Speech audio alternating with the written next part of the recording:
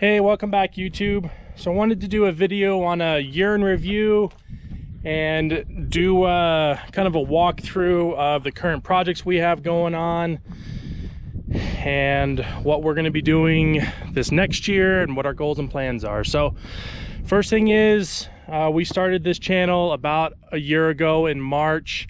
It's the end of April now and we have 351 subscribers, which is awesome. Appreciate all of y'all for watching and sharing and all of that good stuff. So appreciate your support there.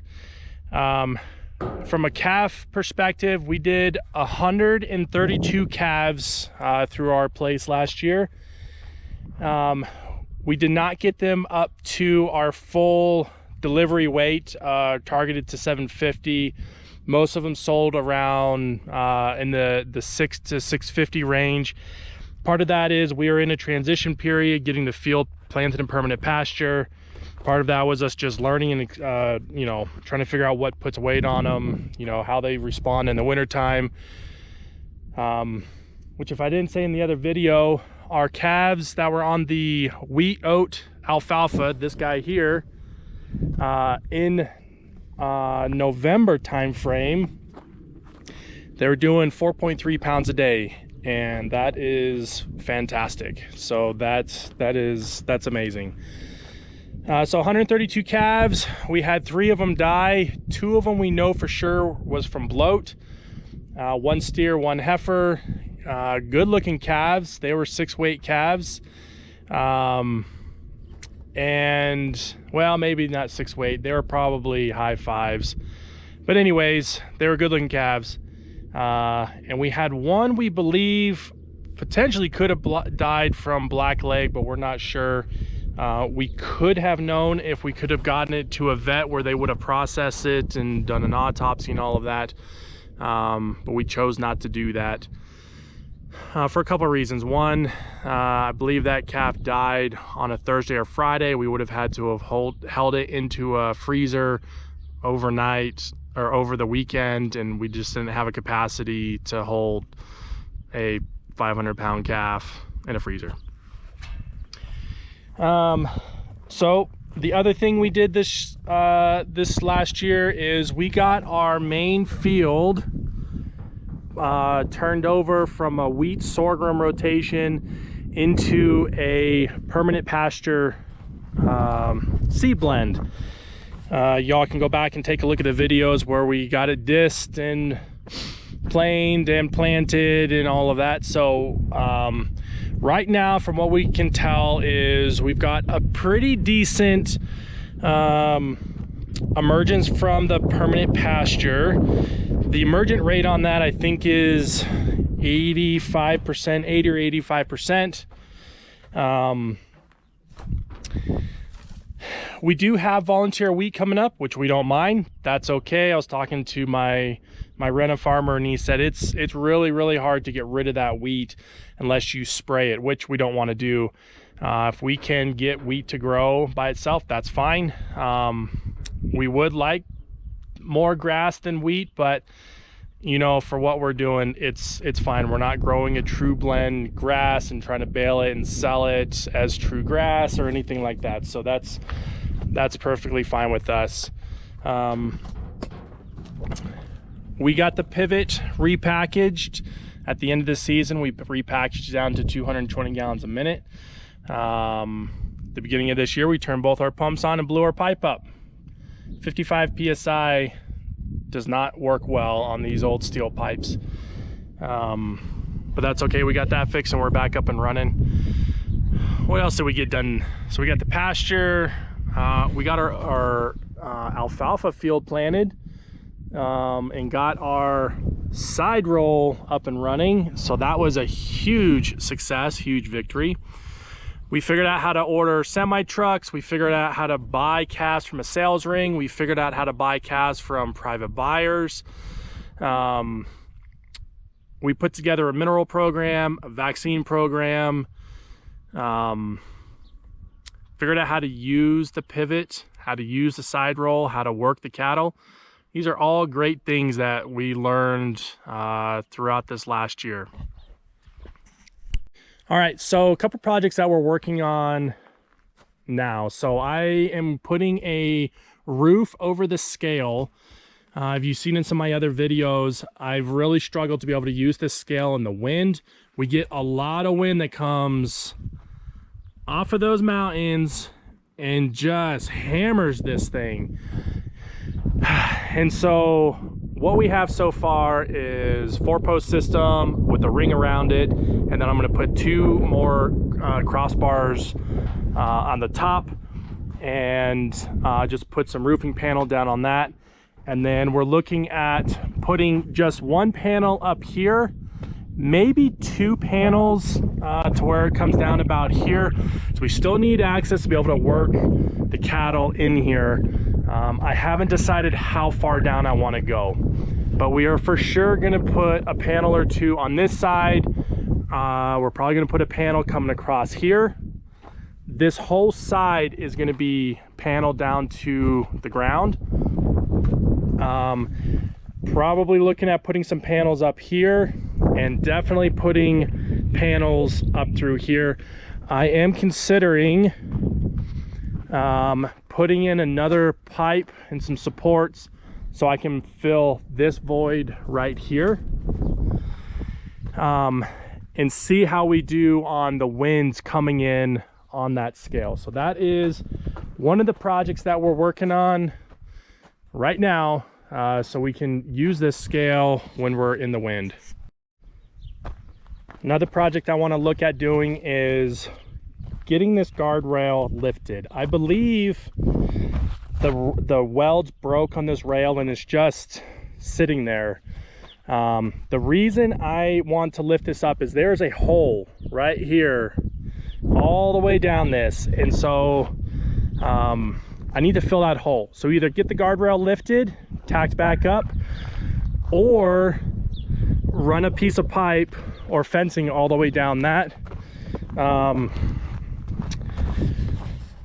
so I can quit having my smaller calves run through the hole.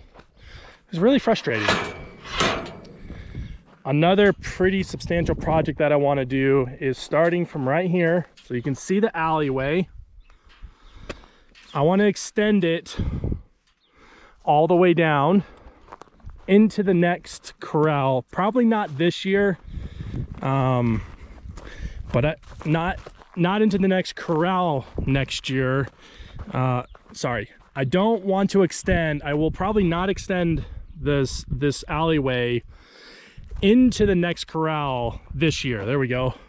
What I do want to do is extend this alleyway all the way down to that post, and then split these pens in half. Put a couple of gates up, new alleyway, and a couple of reasons for that. One, these pens are way too big for our operation. Previous operation used them for what they needed to use them for, but for us, when we're holding cattle, splitting off steers and heifers, I need some different pens to hold and contain the calves. Each pen will have a drinker, and so just splitting it, putting in a couple of gates in the alleyway will really help that. And even at that, they could be a little too big, but they're going to be much better. And we do have the option, and the reason I don't want to go all the way into the other pen this year is we may not need it. These 2 pens here may be good enough for what we're doing. You know, our thought and reasoning behind this is, as we're increasing our production rates and we're starting to put together truckloads of calves, so 120 calves at a time, 180 calves at a time, I need a place to store large quantities of calves, steers, and heifers, and I need a place to put them. And so right now I really don't have the ability to do that. And so that's one of the big projects that we're looking at tackling this year. I've already got the pipe for it, and I don't have the guardrail for it, although it doesn't appear to be too difficult to find. All right, so the next project I want to look at doing is I want to redo this telephone pole fence. One of the reasons for that is there are some big holes here. The other reason is these things are barely on. And so I'm just nervous that some big sucker is gonna come up, push against these things, and they're gonna fall down, and then I'm gonna have a big problem. So the plan is, from the corner over there, I wanna move the fence over, put in a corner post here. And part of the reason for doing that is, one, that's all slick wire fence. That doesn't hold calves. The second is, you can see some shade over here. I want to give the calves the ability to get out of the sun and into some shade if I can. And that's an opportunity to do that. What I'm going to build it out of is 2 3/8 oiled fill pipe, which I already have. And then for the panels, I'm sorry, the 2 3/8 oil fill pipe will be the corners of the support posts. And then I want to use these fence panels over here and these guys. I think I have enough to come all the way around and then connect into here. What we're trying to figure out is how, or not how, do we need all of this pen space, or can I reuse some of this material? Because all of these panels are pre-built panels that I am considering taking down and using for our gates. We know we need a pen. So we got one pen here. That's where Klondike was. That works. But I don't know that I need this other pen. And so there's thoughts, you know, the thoughts that I'm considering is, if we do come across, so I put a gate here, so if I have anything that's up in this area, I can run them in here versus having to run them all the way down and around. I don't know. It could be useful. I just don't know. All right, here's the last project that I want to tackle this year. This fence, if you want to call it a fence, is pretty rickety. Yeah, it's got a lot of T-posts in it and it's doing its job for now, but you can see that some of my bigger calves are rubbing on the fence here, and I guarantee you they can jump this fence. And so what I want to do is take all of this out and replace it with 2 3/8 oil fill pipe with some hog panel in the middle of it. And basically the top bar would start at the top of that post and come all the way down. I would also look at doing the other side, but that other side is much better shape than this guy here. And so that's one of my other big projects that I'd like to do this year. And so the priority of projects, because they all can't be number one, is to finish up the scale project so I can actually use my equipment when I need it. I think that's important. And so we're probably about 30% of the way done. And so we're going to focus and get that done. Then I think what's probably going to come next is either that project over there where I replace and take out all those telephone poles, or this fence over here. I'm going to try to duck out of the wind here. And so the reason I don't know yet is those both probably need to be done here pretty quick. The telephone pole one maybe a little sooner, because I also plan to plant those corners in wheat, and I don't want to put a bunch of calves over in that corner with a shoddy fence. And so that one may jump to higher priority list. I don't know. We'll see what happens. I don't know. So a lot of projects upcoming planned for this year. Even if I get 2 of them done, I think that'll be a great success. I'd love to get all of them done, but boy, that's a crazy amount of work, especially if I'm doing it by myself. My plan is to stage it and then get a group of people up here to help me lay the pipe and do the welding.